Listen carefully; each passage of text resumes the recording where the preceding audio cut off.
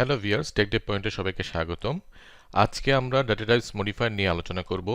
Data types modifier কি, কেন আমরা ডাটা টাইপস মডিফায়ার ইউজ করব এবং কিভাবে ইউজ করব তা নিয়ে আজকে আমরা বিস্তারিত আলোচনা করব।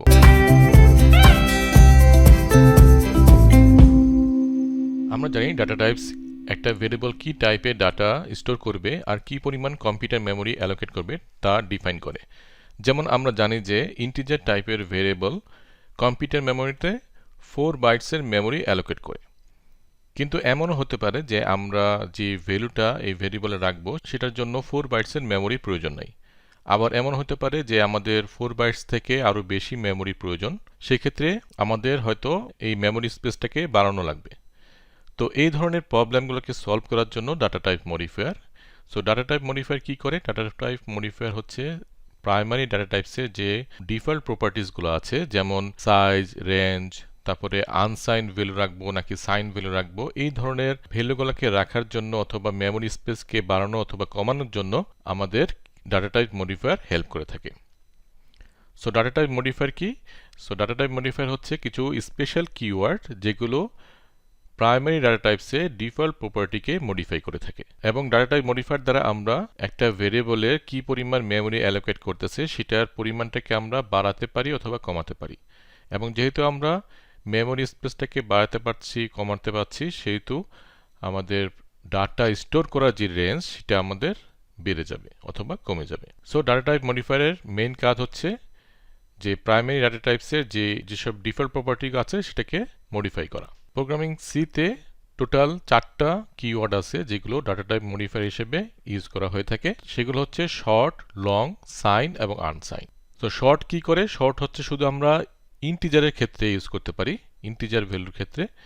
শর্ট যদি আমরা ইউজ করি সেটা কি করবে? একটা smaller version of data type দিবে, অর্থাৎ আমরা ইন্টিজার ভ্যালু রাখবো এখানে, কিন্তু সেটার রেঞ্জটাও কমে যাবে, প্লাস হচ্ছে স্পেসটাও কম অ্যালোকেট করবে। লং শুধু আমরা ইন্টিজার এবং ডাবলের ক্ষেত্রে ইউজ করতে পারি, এবং লং যখন আমরা ইউজ করবো তখন সে কি করবে?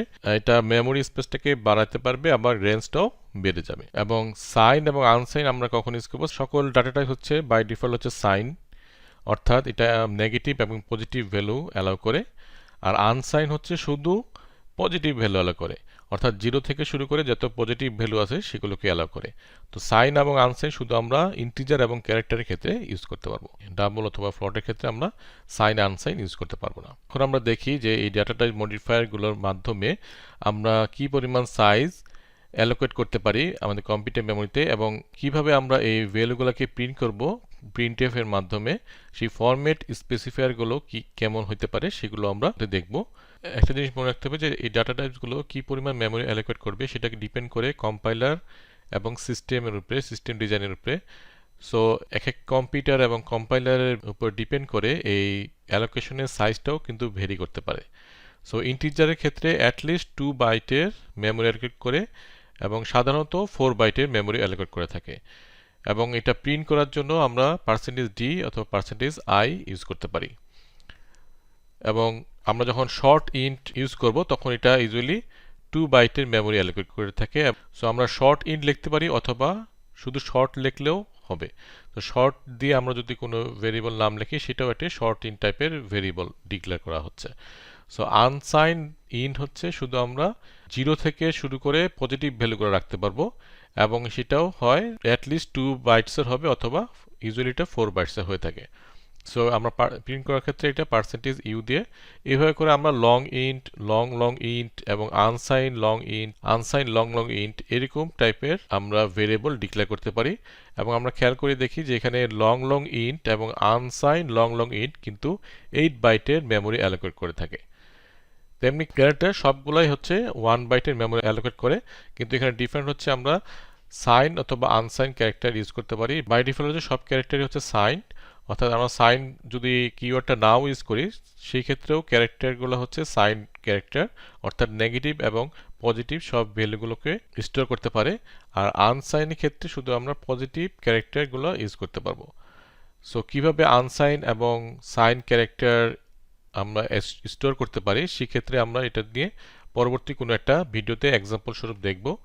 এবং ফ্লটের ক্ষেত্রে হচ্ছে ফ্লট হচ্ছে 4 বাইটের, ডাবল হচ্ছে 8 বাইটের, এবং লং ডাবল হচ্ছে 10 থেকে 16 বাইটের হয়ে থাকে। সেক্ষেত্রে আমরা যদি আরও বড় রেঞ্জের কোনো ডেসিমাল নাম্বার স্টোর করতে চাই সেক্ষেত্রে আমরা লং ডাবল ইউজ করতে পারি। 2n-1 এই ফর্মুলা দিয়ে আমরা ইন্টিজার এবং ক্যারেক্টার টাইপের ভেরিয়েবল কত রেঞ্জের ডাটা স্টোর করতে পারে সেটা আমরা ক্যালকুলেশন করতে পারি। আর ফ্লট এবং ডাবলের ক্ষেত্রে এটা ডিফারেন্টভাবে ক্যালকুলেশন করা হয়ে থাকে। সো এটা আমরা পরবর্তীতে কোনো একটা ভিডিওতে দেখব। সো নেক্সট ভিডিওতে আমরা একটা এক্সাম্পলের মাধ্যমে দেখব ডাটা মডিফায়ার কিভাবে কাজ করে এবং কত রেঞ্জের ডাটা স্টোর করতে পারে। এসব নিয়ে আমরা নেক্সট ভিডিওতে আলোচনা করব। সো আজকের জন্য এইটুকুই, দেখাবে নেক্সট ভিডিওতে। আল্লাহ হাফেজ।